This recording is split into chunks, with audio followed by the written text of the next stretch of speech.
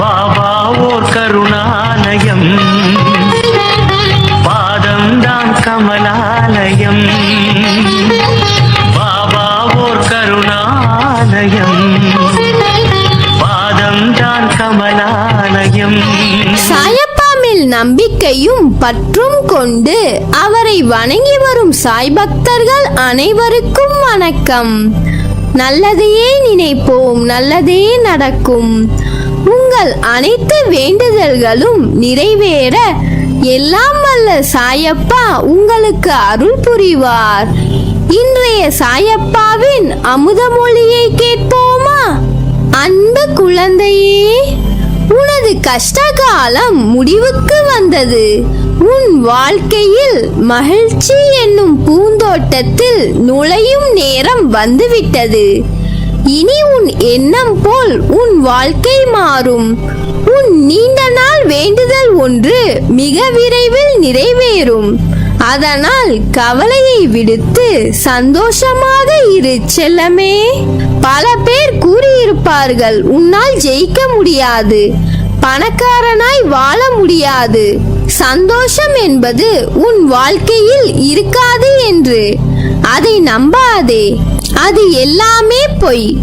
உன் வாழ்வில் இது நடக்கும் நடக்காது என்று யாராலும் கூற முடியாது. அவை எல்லாம் முன்கூட்டியே எழுதி வைக்கப்பட்ட பக்கங்கள். விதி என்னும் விளையாட்டில் நீ என்ன நான் என்ன எல்லோரும் ஒன்றுதான். மேலும் சமமாய் போகும் சாலையும் உன் பயணங்களுக்கான வாழ்க்கையும் ஒன்றுதான். எதை கண்டும் உன் பயணம் நிற்கப் போவதில்லை. ஒரு நாள் சோகமாய் இருப்பாய், மறுநாள் சந்தோஷமாக இருப்பாய்.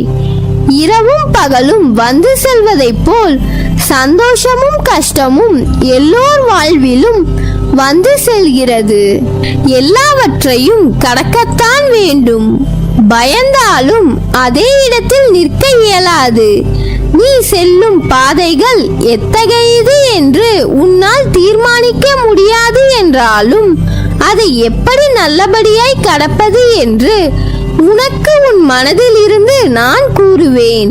நீ விழும்போது என் கை உன்னை தாங்கி பிடிக்கும். ஏனென்றால் நீ என் அன்புக்குரிய பிள்ளை. என் குழந்தையை தவிக்க நான் விடுவேனா? உன்னால் சாதிக்க முடியும். அந்த அளவுக்கு திறமையும் புத்தி கூர்மையும் உனக்கு உண்டு. ஆனால் நீ என்ன செய்கிறாய்? எதையோ யோசித்து உன் நேரத்தை வீணடித்து வாழ்க்கையை வீணடிக்கிறாய். உன் உதவிக்கு உறவினர்கள் இல்லை, யாரும் அரவணைக்க மாட்டேன் என்கிறார்களே என்று கவலை கொள்கிறாய். அரவணைப்பு இல்லாதது போல் உணர்கிறாயே. உன் கண்களில் இருந்து கண்ணீர் விழும் தருவாயில் என் கண்களில் இருந்து முதலில் வடிகிறது. உன் மனநிலையை கண்டு மனதிற்குள் புலம்பி அழுது கொண்டும் வெளியில் சிரித்து கொண்டும் உனக்கு உன் முகம் நாடகமாய் நடிப்பது போன்று இருக்கிறது. இது உனக்கு கஷ்டமான காலம் என்று நீ நினைக்கிறாய். உன்னிடம் உள்ள குறைகளை மாற்ற உனக்கு ஏற்பட்ட நல்ல பாடமாய் அமைந்த காலம்தான். இதை நீ பயன்படுத்திக் கொள். உன்னை சரி செய்ய உனக்கு ஏற்பட்ட வாய்ப்பு. மனம் தடுமாறும். முன்னே செல்ல 4 படிகள் ஏறினால் பின்னே இழுக்க உன் எண்ணங்கள் உன்னை குழப்பும்.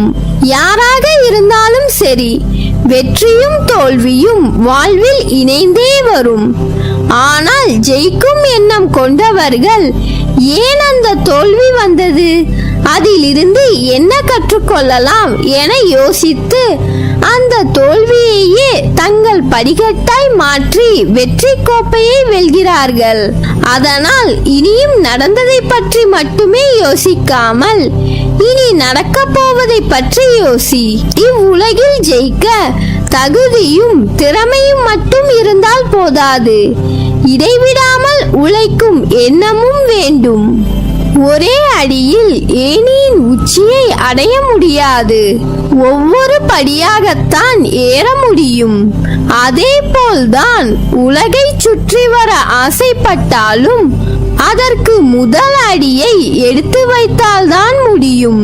நீ இன்று எந்த நிலைமையில் இருந்தாலும் சரி, எதுவுமே இல்லாமல் யாருடைய உதவியும் இல்லாமல் இருந்தாலும் சரி, அனைத்தையும் உன்னால் மாற்ற முடியும். உன் குறிக்கோள் என்ன என்று முதலில் கண்டுபிடி. அதை நோக்கி ஒரு தெளிவான பாதையை உருவாக்கு. ஒவ்வொரு நாளும் ஒவ்வொரு நிமிடமும் அதை நோக்கி மட்டுமே உன் செயலும் சிந்தனையும் இருக்க வேண்டும். அதை மட்டும் செய்து பார். வெற்றி என்பது உன் கையில் தவழும் கோப்பையாக மாறி இருக்கும். மனதை ஒருமுகப்படுத்து. உன் சிந்தனை கொஞ்சம் கொஞ்சமாக சீராகும். உன் எண்ணங்கள் புதுமை அடையும். உன் வாழ்வில் மெல்ல மெல்ல சூரியனின் வெளிச்சம் உதயமாகும். வாழ்க்கையின் நுனியில் நிற்கும் உனக்கு பலம் என்பது மனதிலும் புத்தியிலும் வேண்டும்.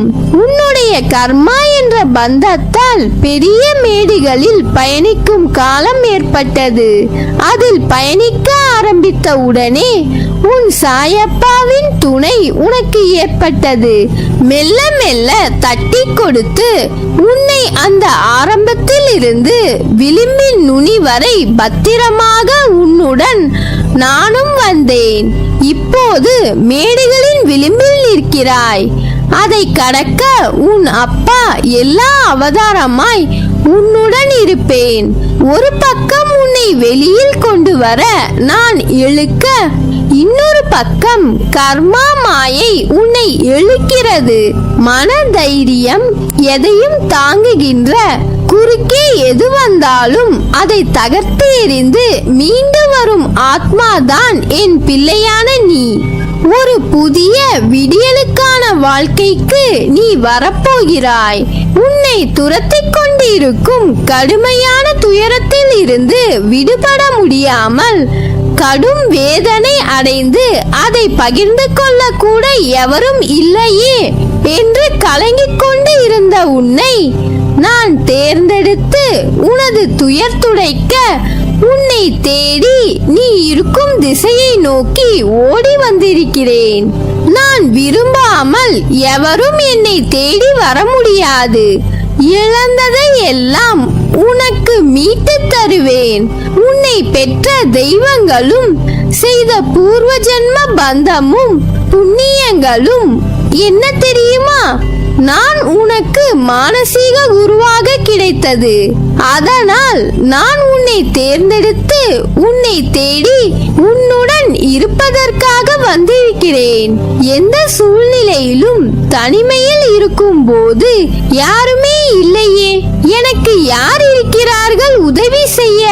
எப்படி நடக்கப் போகிறேன் என்று கண்ணீர் மல்க எனது பாதங்களில் விழுந்து அழுது கொண்டு இருக்கிறாய். காத்திரு, பொறுமையாக இரு. உனக்கு வேண்டியதை செய்ய நான் இருக்கும் பொழுது எதற்காக கலங்குகிறாய்? தக்க சமயத்தில் உன்னை தேடி வந்து வேண்டியதை தந்து உன்னை வழிநடத்தி செல்லவே நான் இருக்கிறேன். நீ விரும்பிய தோற்றத்தில் நான் உன் கண் முன்னே தோன்றுவேன். உன்னை பாதுகாத்து வழிநடத்தி உயர்த்துவதே எனது தலையாய கடமை. மீண்டும் உனது கைகள் ஓங்கப் போகிறது. நான் இருக்கும் இடத்தில் எவரையும் நெருங்க விட மாட்டேன்.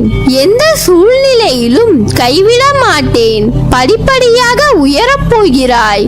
அதை நானும் கண்டுகளிக்கப் போகிறேன். ஆகவே எந்த ஒரு கடினமான சூழ்நிலையிலும் நம்பிக்கை இழந்து விடாதே. நான் இருக்கிறேன்.